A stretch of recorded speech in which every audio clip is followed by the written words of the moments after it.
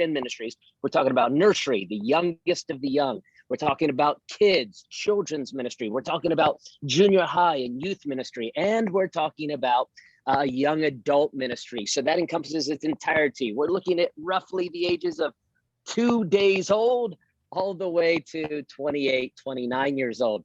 And so each and every one of the lessons are going to talk specifically and primarily about that. I'm going to be leading one of the sessions myself at the end of the month.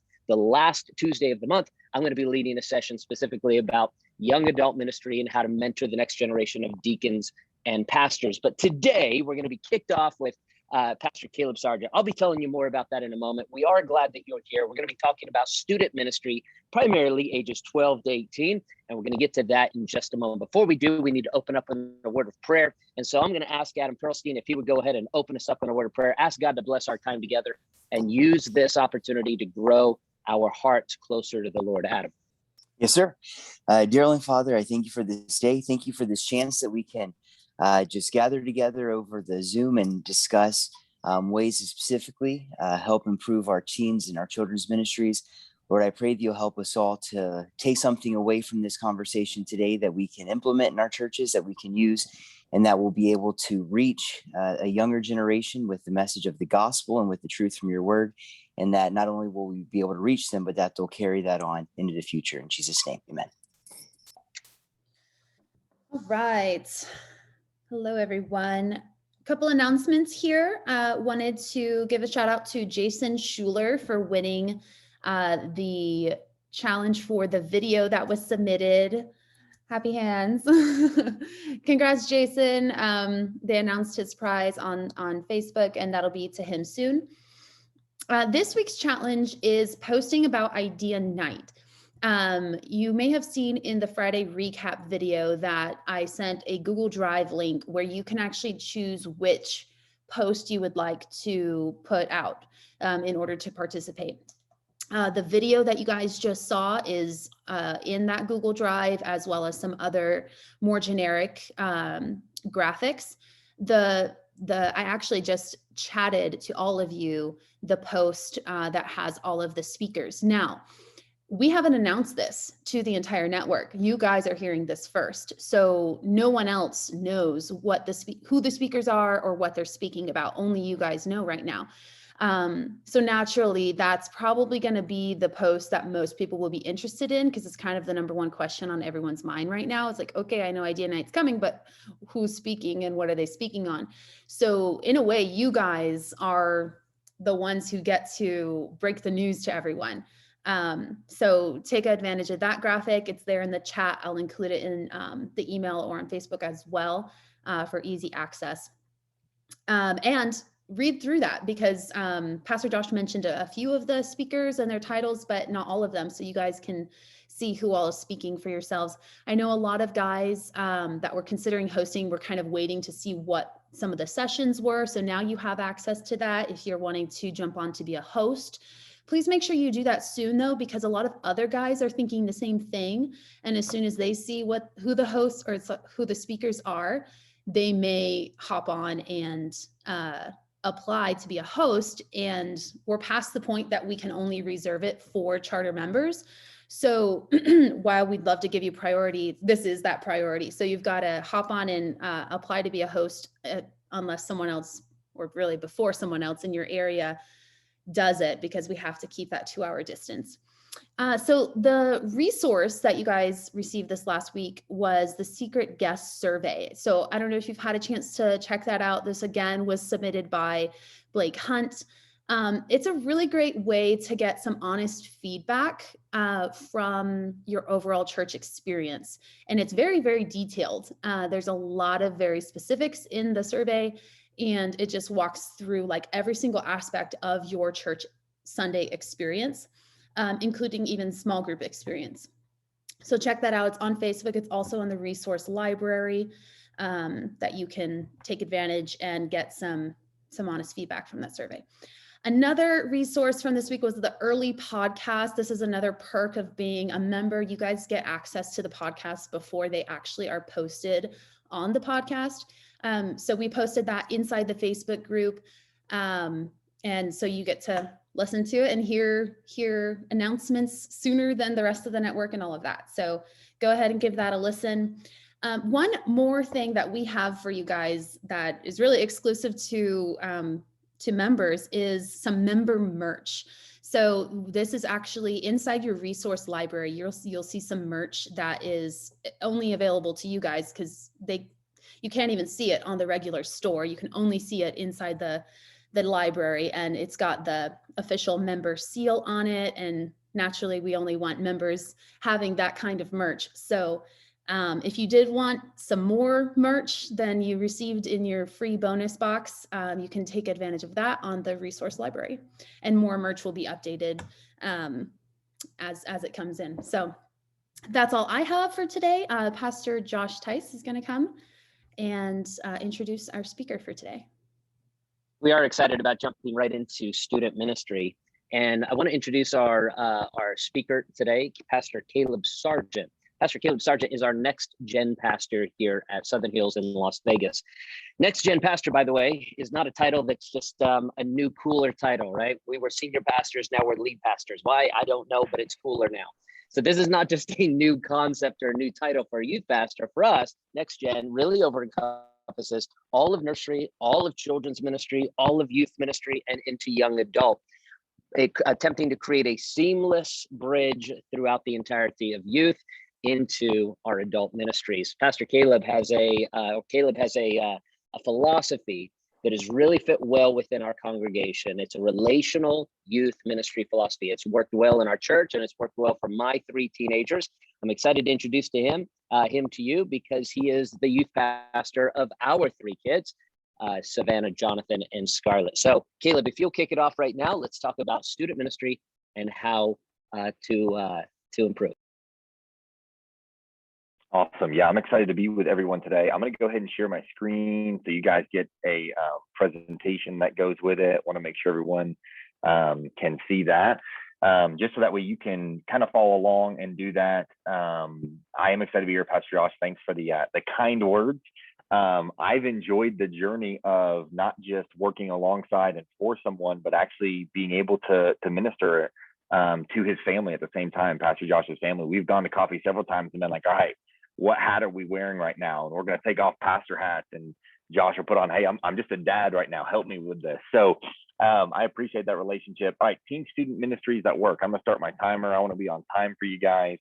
And I'm really going to cover a couple areas. The first one is just that it is practicing relational or incarnational ministry. So I'm celebrating 10 years summer working with student ministry. The number one thing that reached me when I was a teenager, and the number one thing that I see making a difference in the lives of teenagers, youth ministries, families across the board, hands down, not even a close second to me, is practicing relational ministry. Now, what does that mean? How can you quantify that? How can you say, hey, I'm there, I'm investing?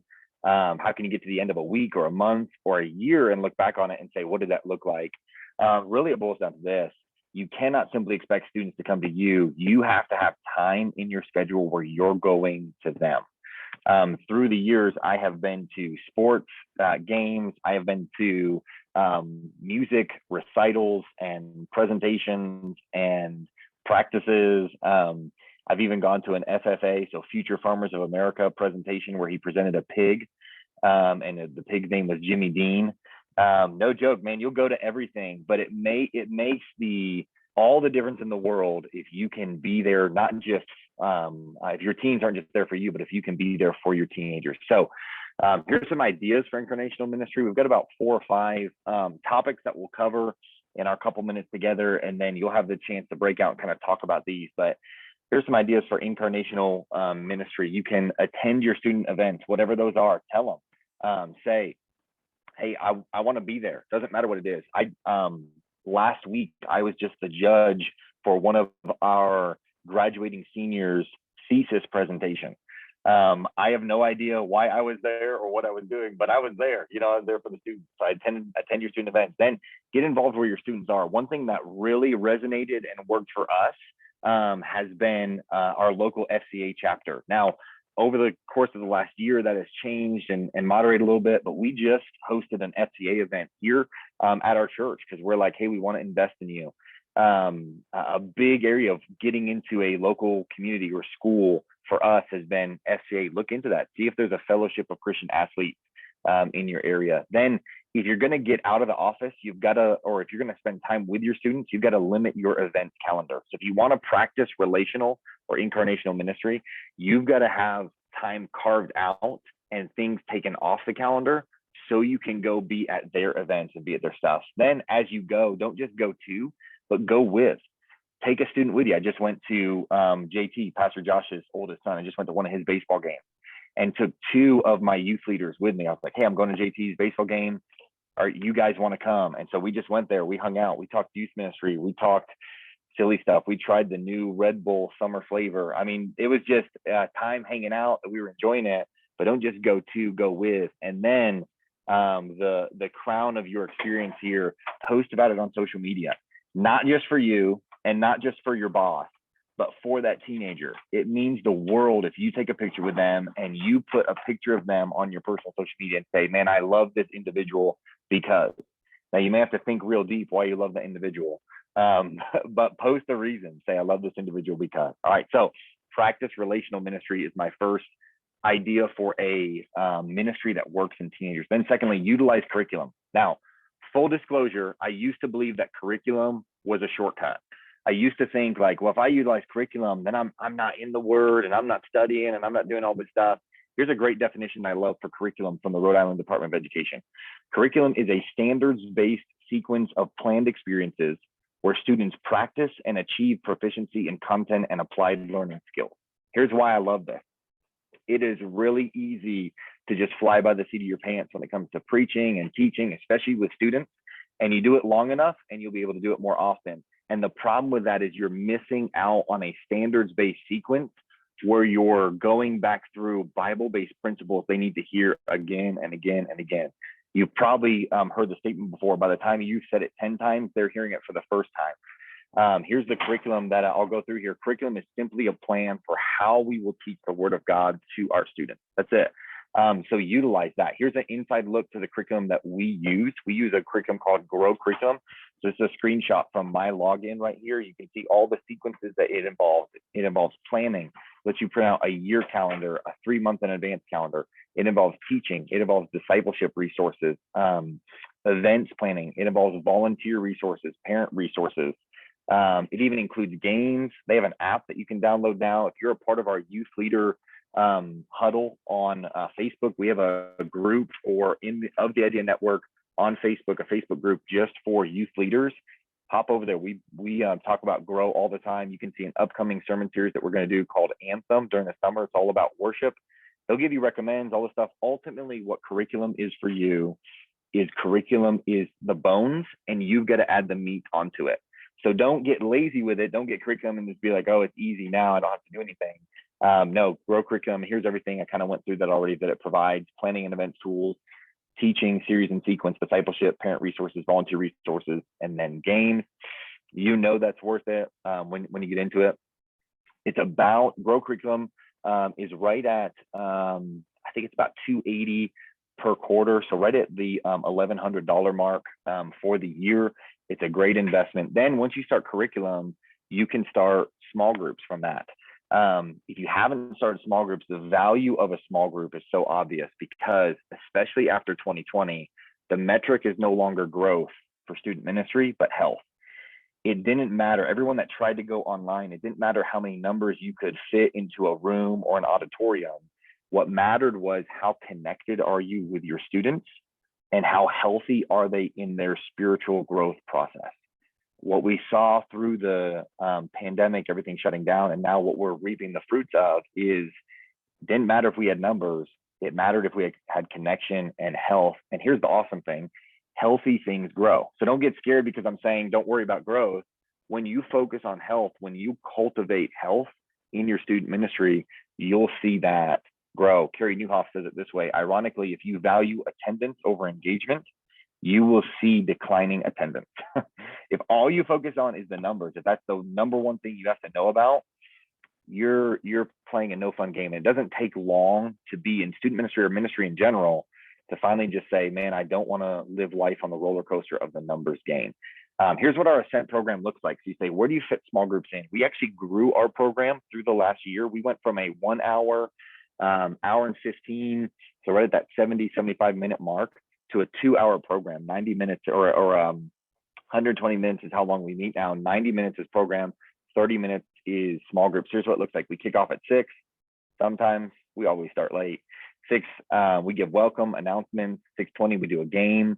Then we actually switch to where we do a 5-minute intermission because our program is so long. We give the students time to use the restroom, do different things, say hi to a friend, get adjusted, come back together for worship. We go straight from worship into teaching. I teach for about 30 minutes. If you can't fit in what you need to fit in with students in 30 minutes, you've lost them anyway. And then we go to small groups. Then we dismiss. Now, in those small groups, here's what we accomplish. We tackle prayer requests. What's going on in your life? How are you doing? What are you doing? We can meet and greet guests. And then we tackle investment. And if you look at those arrows pointing both ways, what I found incredible as we've leaned heavier into small groups in our student ministry is students want to talk about what you're talking about. Don't just talk at them, engage with them. Let them invest back into you. Let them say, hey, here's what I think about this truth from the gospel or this truth from God's word. Here's how it hits me. What do you think? And then you can invest back into them. It also gives you a window for counseling, discipleship. Every Ascent night, every Sunday night, we just had an invite night Sunday night. We had 111 in attendance.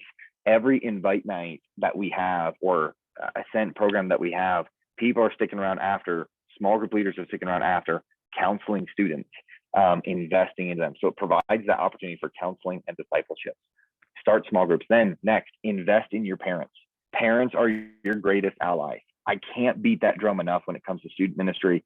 And hopefully you've learned that by now. If that's been a rocky road for you, I would encourage you to dive into some resources. Paul David Tripp's book, Parenting, gives you a view of what it looks like to shape the gospel narrative in a child's life. Read through that, even if you're not a parent yet. Parents are your greatest allies. So here's how you can connect with parents. Number one, thank them regularly. They do not hear thank you enough from the schools that they put their kids in, from the programs they put their kids in, from their kids themselves. They do not hear thank you enough. Thank them. Then communicate with them regularly. They don't just want to know what's happening.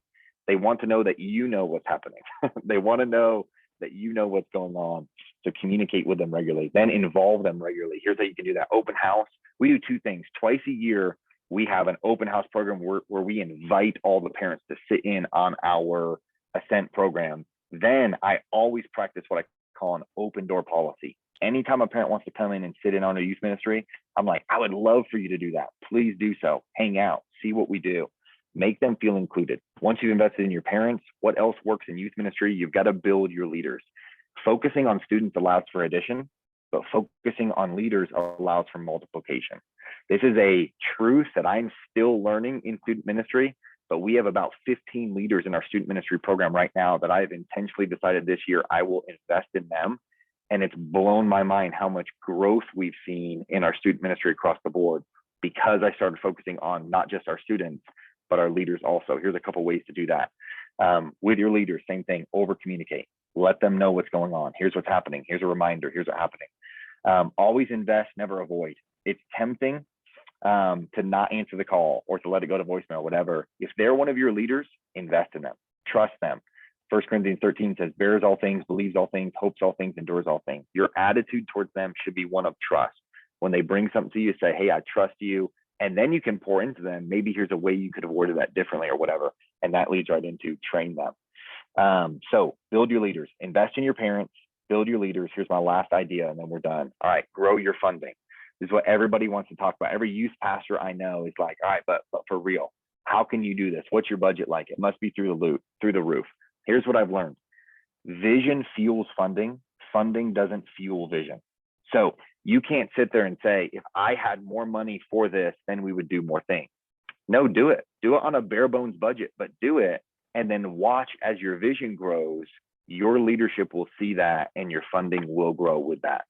Here's something you can do. Do your research. Find out what funding should we be at? Is my student ministry budget fair? Should it grow? Does it need work? How can I stair step that in the upcoming years? then do the work. Don't be afraid of fundraising. Invest in your teams. And when your leadership team sees that, you can then present your vision to it. Here's a couple slides I'll click through quickly from a leadership presentation that I gave our lead team here at Southern Hills. At the end of last year, I said, hey, here's some things we've done that we've invested in our next generation. And we went through some of those things. I encouraged them and said, thank you for setting the precedent of investing in the next generation. Then I said, because you set that precedent, let's keep going with that. How can we improve on that? And I compared it. How does our investment stack up against similar churches and strategies? And then I showed them the average growing church that's about where we're at, similar strategy, similar philosophy, is about $200 a student.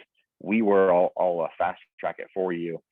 Sustainable Youth Ministry says $250 to $700 a student. That includes salary and different things. Again, do your research. But we were church number 4. We were about $75 a student. We were about half of where we needed to be. And that was well received because it wasn't an attack. It was an observation. It was, here's everything we've done well leading up to this point. I want to take this next level. How can we do that? Here's some things we can do. I would just reiterate this. Vision fuels funding. Funding doesn't fuel vision. So recap of my ideas: grow your funding. That's how your student ministry will continue to grow. Build your leaders, invest in them, invest in your parents. They're your greatest allies. Start small groups in your student ministry. You haven't done that. Utilize curriculum. It's not a shortcut. It's actually a plan to be able to teach your students. And then first and foremost, practice relational ministry. Those are teen student ministries that actually work. All right, pull out your pens real quick, and we are actually going to take a moment and go over a few quick questions. So Caleb, thank you so much for that. Man, that was, I felt like you could have gone for an hour. I felt like you packed a whole lot in there. So man, we appreciate that. Really, really good stuff.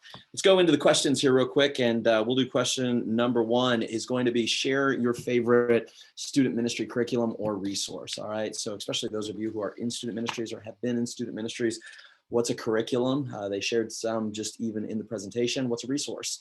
Whether it's an internet resource, whether it's online, whether it's a curriculum. Question number 1, share your favorite student ministries resource. Since this is next gen, we're going to focus in on that. Number 2, at the beginning, Caleb was talking a little bit about personality, what attractional ministry philosophy, or maybe versus a relational or incarnational ministry philosophy. And so these are, the attractional is really like, man, games, activities, those types of things. Incarnational is we're going to them, relational ministry. So let's ask this question. Does your personality lean into an attractional ministry philosophy, or does it lean into a relational ministry philosophy?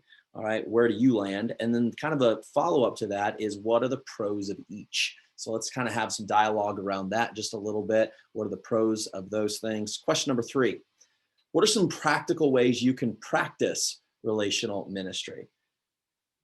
What are some practical ways you can practice relational ministry? All right. And so as Caleb was mentioning, he gave some ideas. These are ways you can kind of practice that, incarnational ministry, getting out to where the students are, not just expecting them to come to where you are.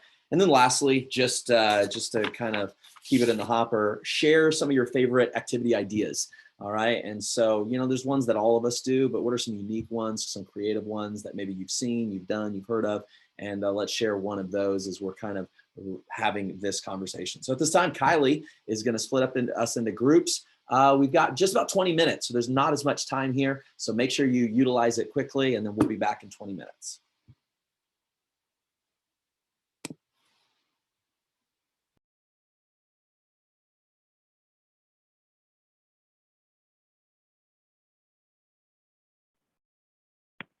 Let's go, bro. Are you a Sox fan? Big time Sox fan. Let's check out Fenway together one of these days. We need to do it. Make it a trip. Man, I heard Mookie Betts is having a great season. What'd you say? I heard Mookie Betts is having a great season, man. I've never heard of him. I'm happy for you guys. I don't know who that is. Is that a tennis player? Yeah. I don't know who that is. Yeah, the Dodgers are loving him. Yep. Worst trade in baseball history, possibly. Or worst move in baseball history. So, oh well. You guys will recover one day. maybe. Who said no typos? Josh, was that you Yeah, in the comments? no typos. Caleb did that was a long PowerPoint with no typos, man. I was expecting every student ministry leader, struggles in that. I was like, man, when's the first typo coming? And you went all the way through with no typos. I appreciate knowing that you were listening so well.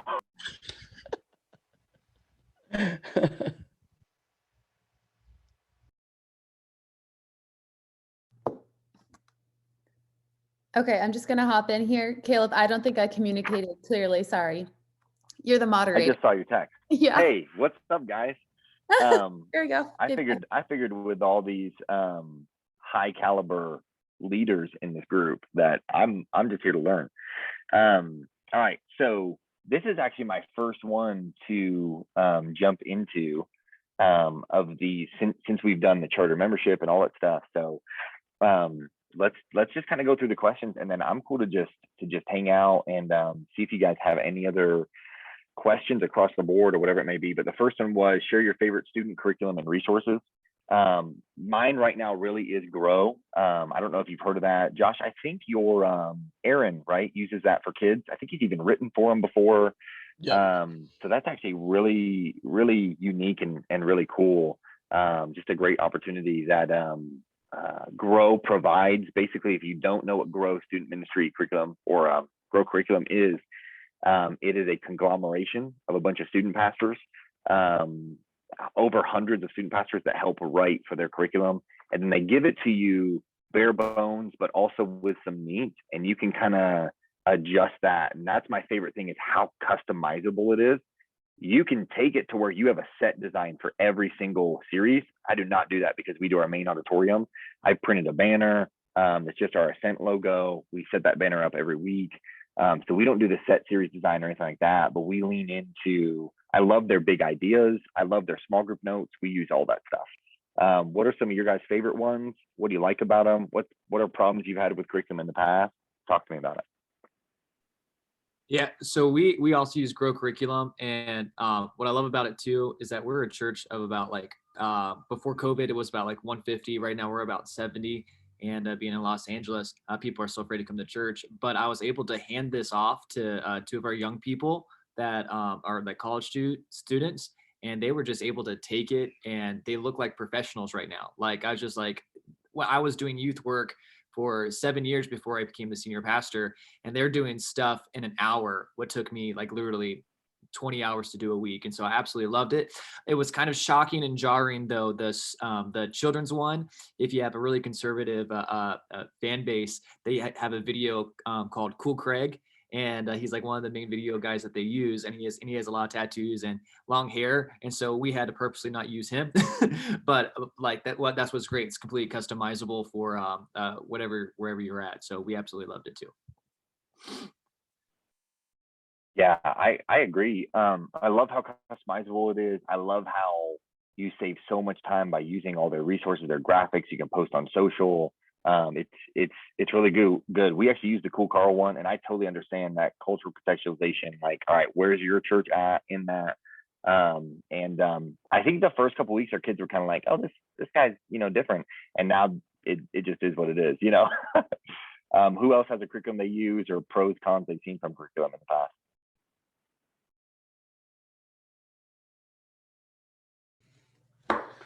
I don't particularly have a curriculum. I'm actually in search of a curriculum. So yay, thank you for sharing the Grow. But one of the things that was mentioned was a possible resource. And this resource, you will tell instantly how dated it is. But it's this book, How Do We Get These Kids to Listen? I mean, the color and everything.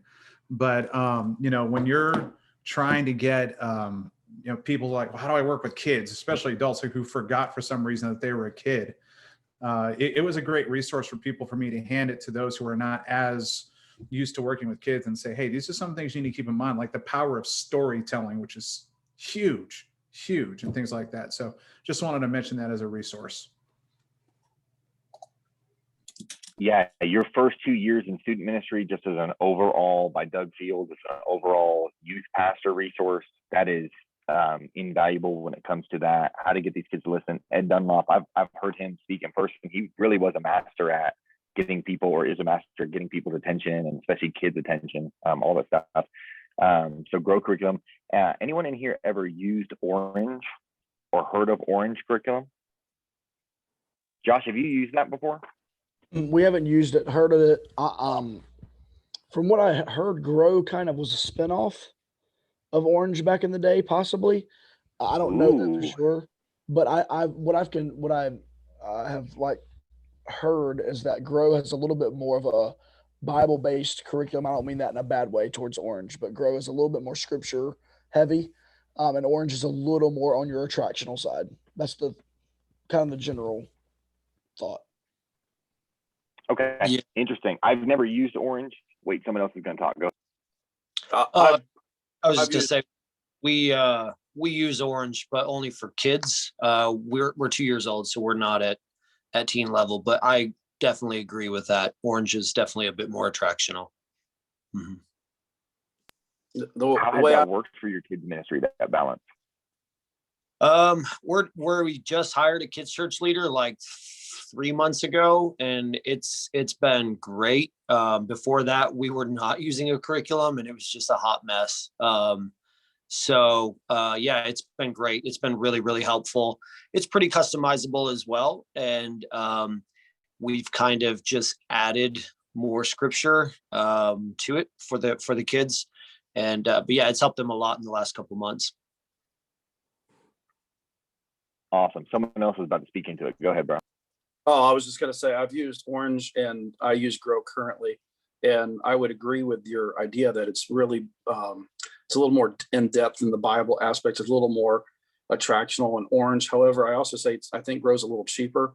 One of the reasons that we switched over to that. And it also has more of the resources you were talking about, Caleb, for parent resources, as well as for planning, that really helped us immensely. I would mention also Answers in Genesis has a 4-year program that they kind of track through. Their curriculum's really strong in Bible base, in particular in dealing with apologetics. And then there's an old school one that I used for years as a youth pastor, and I still use their resources all the time, is Positive Action Christ. There's a very inexpensive alternative. It doesn't have all the flashy stuff and doesn't have a lot for social media. But those are all great options. That's awesome. I hope you guys wrote some of those down. That's really good. I have used Answers in Genesis. Is that what's their the gospel one that traces it? Is that the one you're talking about? Yeah, they also have a full curriculum now that goes, it's a quarterly based one that's on an 8-year curriculum, scope and sequence. And the idea would be to be able to take a junior higher in 6th grade, middle schooler, all the way through high school. He would go pretty much all the way through the Bible. So they have a gospel-centric one, as well as one that's more of a quarterly based, what you would call a standard curriculum. That's awesome. The Gospel Project, I think that's what I was thinking of, because they have that for students as well, not just kids. Yeah, they do. Yeah, and they also have, Okay. for those that are overseeing like Bible study programs, associate pastors get to do everything, right? They also now have adult curriculum too. So.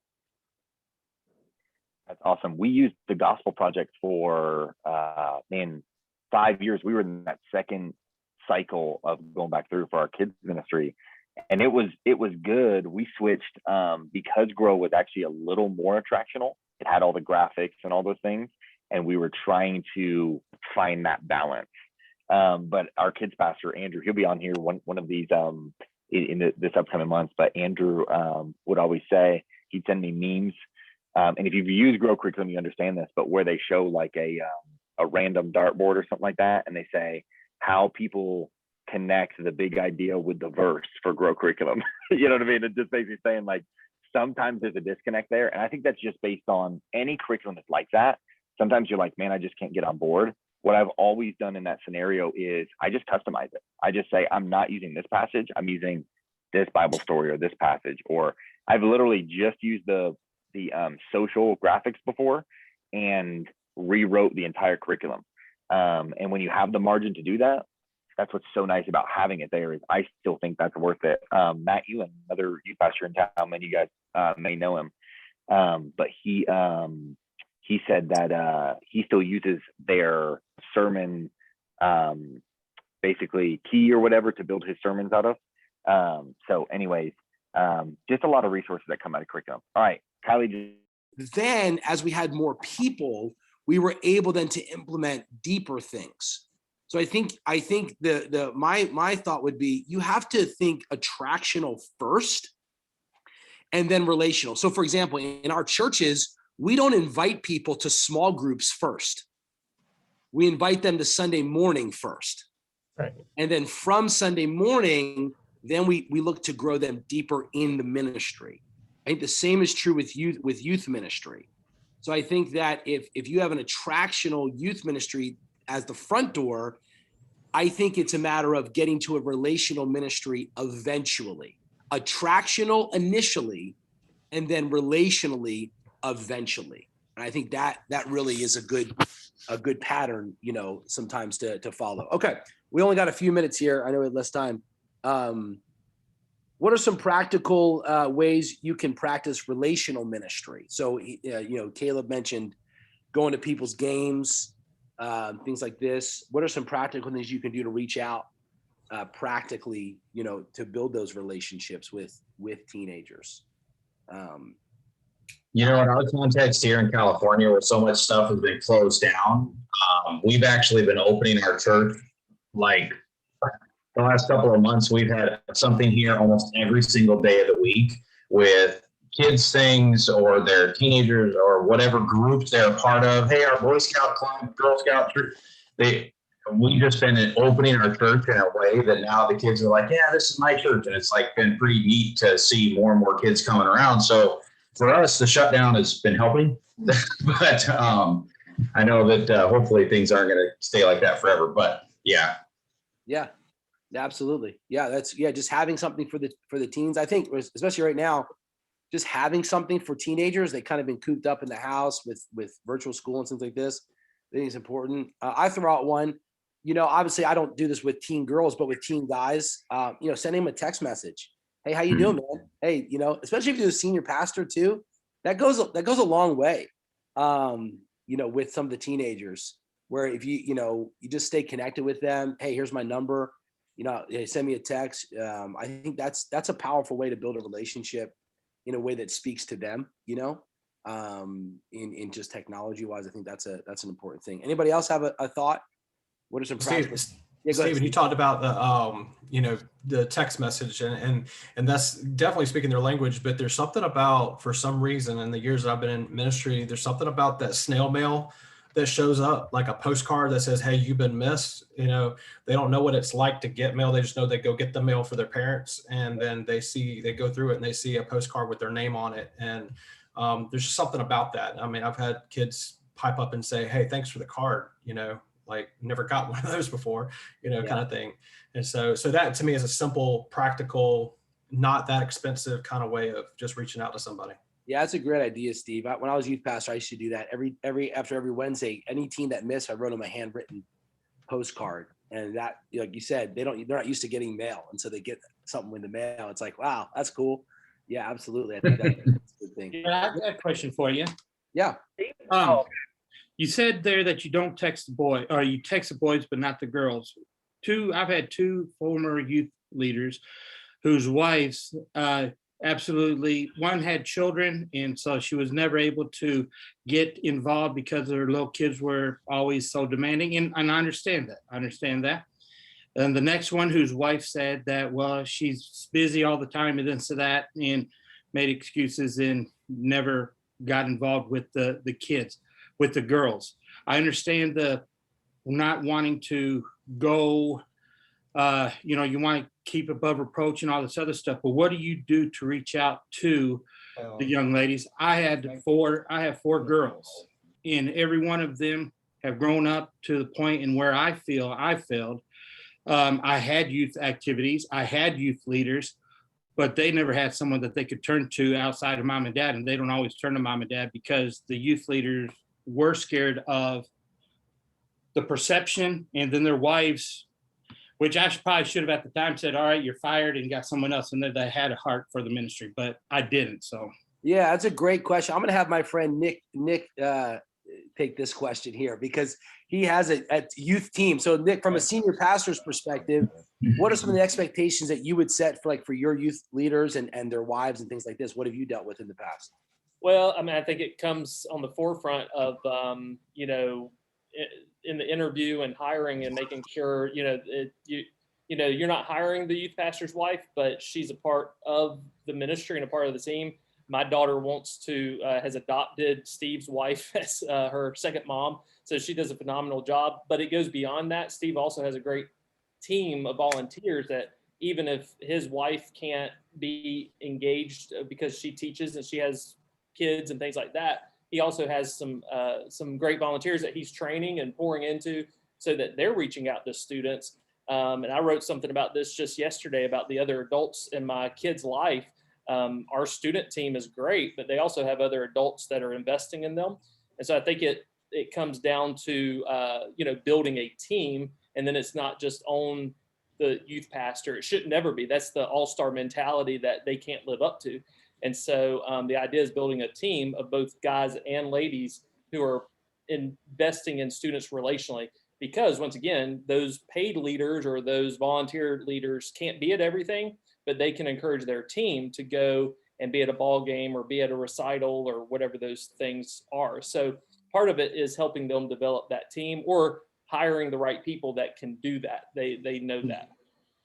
Yeah. Thank you, Nick. I put you on the spot there, but I knew you'd have a good answer for that. I think it's right. Setting expectations is important. My wife and I, I was youth pastor, my wife also ran the nursery and we had, a little kid. And so it wasn't always that, her to be able to get in there. I also think creating environments is important where teens can be ministered to. So I know Caleb talked about going to them, but sometimes it's them coming to an environment where you're going to be.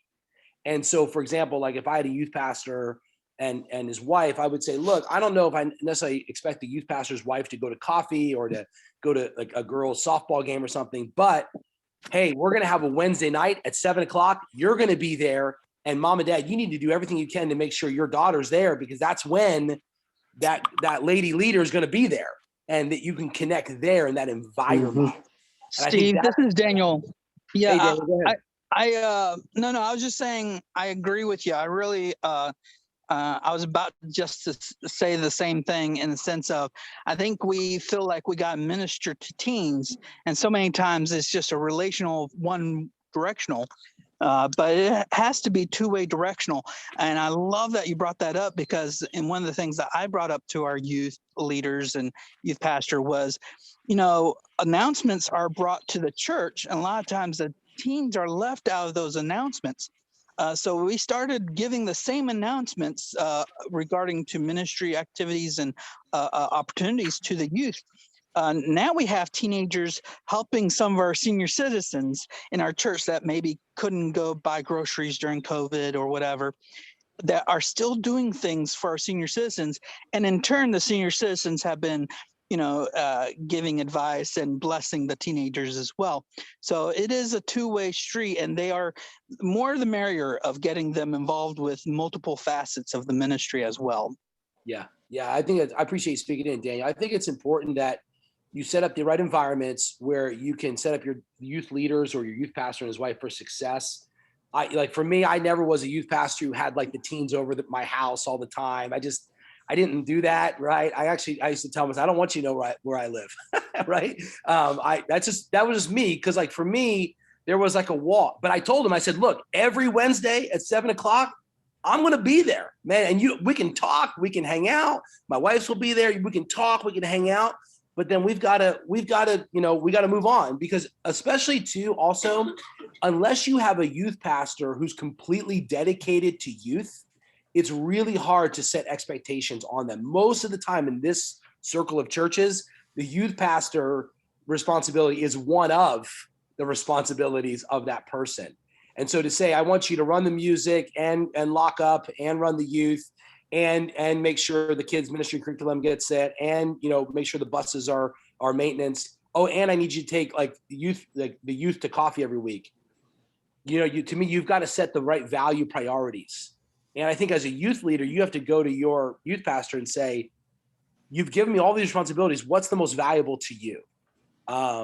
And I think that's important to have that dialogue back and forth. And can I speak into that real quick, Steve? Yeah, go ahead, if you don't Steve. mind? Just wanted to say too, the importance of having good trained leaders around you is so key in this, because one of the things when you train leaders and you have good leaders around you, you can commission them to be youth pastors, so to speak, in their lives. And so that when that tragedy happens, it's okay that you're not the first person they call, because they call their small group leader, because of that connection, that relational connection has been made. And so I think, to me, that's important. That's one of the major goals of a youth pastor should be, to train up great leaders, so that you're not the end all. You're not the superhero that's expected to do everything in that moment, because you can't reach everybody. Yeah. Well, some of the best advice I got as a youth pastor when I first started out was build your youth ministry upon your strength.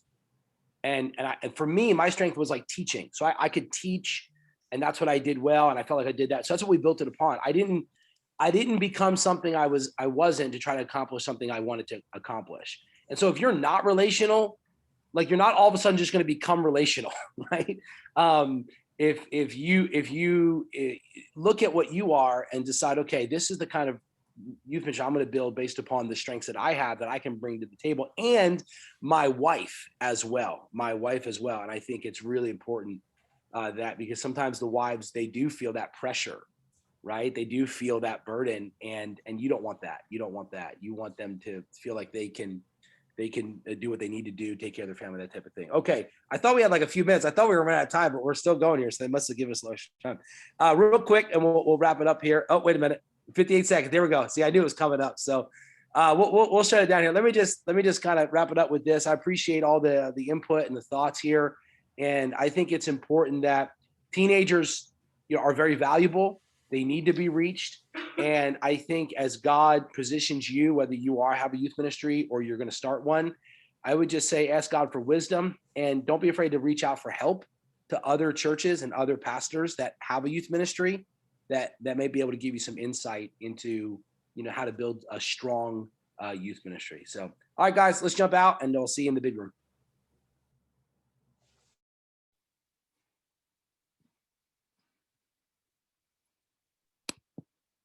Nice to see your face, Luke Clayton.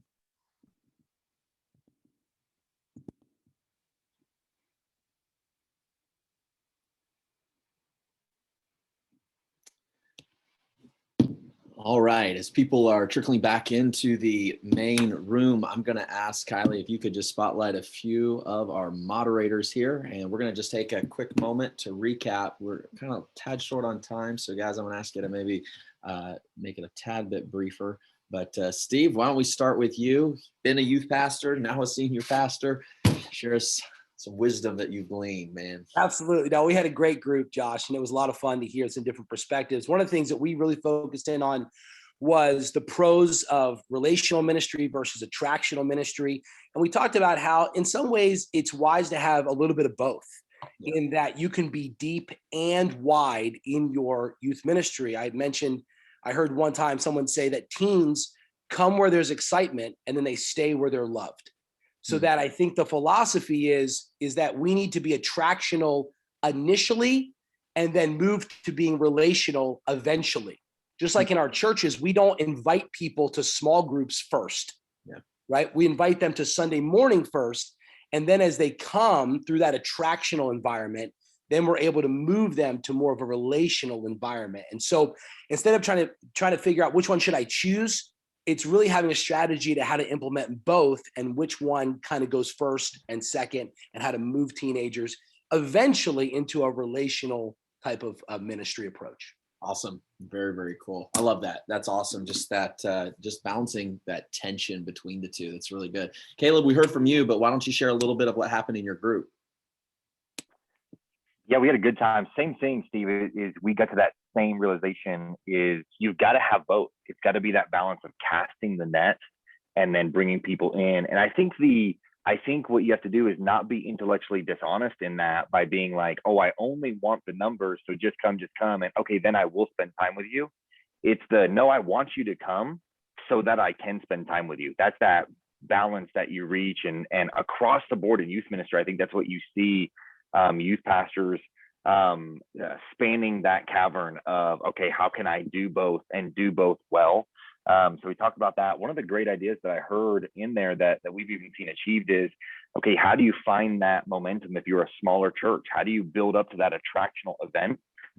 And Josh Fox leaned into, we've partnered with other youth ministries in the area and other youth pastors in the area to have those bigger attractional events and then bring it home and develop the deeper relationships. And I love that idea. We've done that through our local FCA here. We've done that through other, even just youth pastor get-togethers was one of the ideas. Youth pastors in here get together, sharing ideas, sharing notes. What is our community doing?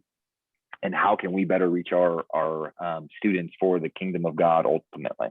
That's awesome. Very, very cool. Thanks, Caleb, both for sharing earlier and then for those thoughts. Mike, why don't you share a little bit about how your group went? Yeah, we had a great group as well. You just see a lot of passion of people toward youth, which is encouraging because we had a mixture of senior pastors and youth. Same thing, the balance between the two. No matter how attractional you are, at some point, it's got to become relational. Yeah. And we were talking about, my experience over the years is your guys that have this sense of calling to youth are typically very relational. But there's a lot of us that have done youth out of opportunity and someone needed us, but not feeling, like you're not that guy up there, that home run guy. It's just balancing yourself out. If you're not more relational, build a team around you of relational leaders and people. And so but you got to have the both sides to it. But that was really exciting. And then the constant being with them, just that with factor and finding opportunities to make your way into their lives and those relationships. So it's just a constant hard work thing, but it was great group. That's awesome. I'm glad you guys were able to jump in. To the youth pastors who joined us here today, thank you so much. We have sessions that are going on a regular basis. If there are other topics or other roundtables that would be of interest to you, as one of the member churches, you are more than welcome to join us any Tuesday that you'd like, or any Tuesday that your pastor thinks it would be helpful for you to jump on board. And so thank you guys so much for joining us. I'm going to go to Josh. Josh is going to wrap this thing up here and just kind of share a little bit about what's happening through the rest of the month, specifically next week. Yeah, I want to give a special greeting out to each and every person out there that celebrates as I do. Happy Star Wars Day. May the 4th be with you. I hope that you can enjoy the evening by spending your time wisely. As they say, next week, we continue this theme of Next Gen Ministry. And next week, we're going to be specifically hearing from Robbie Green as we talk about creating a children's church that is unmissable. Now, why Robbie Green? Well, not only is he one of the leaders within the Idea Network, but Robbie Green was a youth pastor for a children's pastor for a very long time in our youth ministry, in ministry. I've said it often before. One of the greatest gifts to becoming a senior pastor was spending time in children's ministry and leading as a children's pastor, as I was, as Robbie was, and many others were. Children's ministry is one of the more forgotten ministries and has been placed lower down the scale in a lot of Baptist churches. We're going to talk about how to create a children's ministry every single Sunday that is unmissable, so that what you're having on Saturday is children coming to their parents and saying, we've got to go to church tomorrow, right? And this will be beneficial for every single person within the local congregation. Now, this is what we want to encourage you to do. Have your children's ministry leaders there next week, if at all possible. Have not only the children's pastor, the children's director, Sunday school coordinators, Awana ministry directors, whoever you can that's related to children's ministry, because we believe it'll be absolutely essential for them to have this conversation with us. That's next week. Cannot wait for it.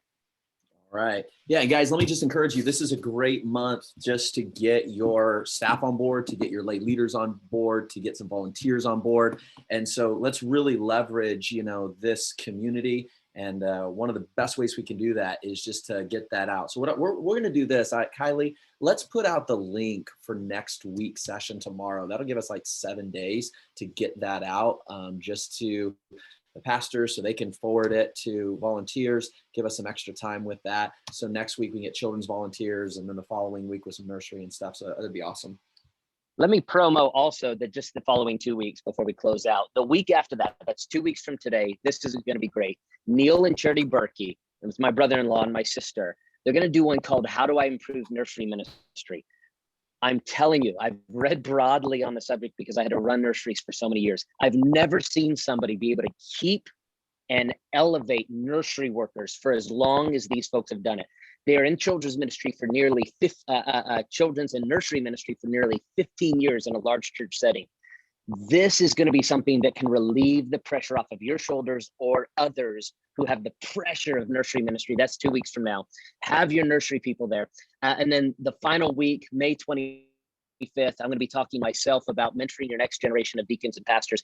I'm going to be sharing tips on what we've been doing at Southern Hills to reach out that 18 to 28-year-old group and rise up leadership within your local congregation from a young adult perspective. Awesome. All right, guys, thanks for joining us. Looking forward to a great new month of modules. We'll see you next Tuesday at 11 o'clock Pacific Standard Time. Take care. Take care.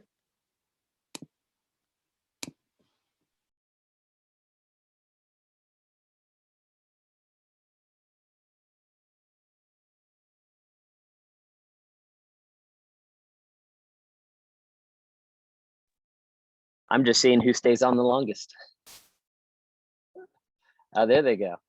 All right. What up, Steve? Gerardo?